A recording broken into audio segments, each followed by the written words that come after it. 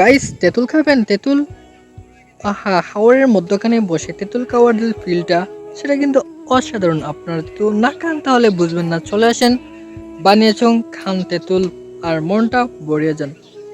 Right. আসসালামু আলাইকুম guys. Imagine করেন প্রায় 300 বছর আগের পুরনো একটি তেঁতুল গাছে বসে আছি।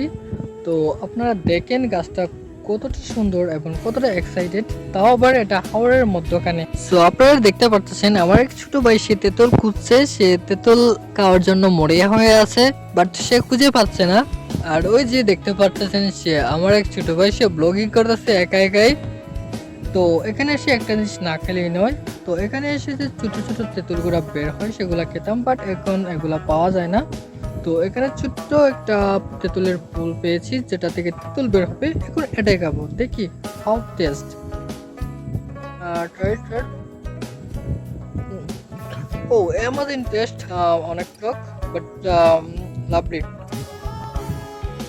তো দেখতে পাচ্ছেন খুব এক্সাইটিং একটা পরিবেশে বসে আছি। বন্ধু, তুমি আইসাও গেলা, বৈশাও গেলা, চা পানো খাইলা, কিন্তু মনটা দিলা না। বন্ধু, তুমি কিন্তু আর ভালো হইলে না।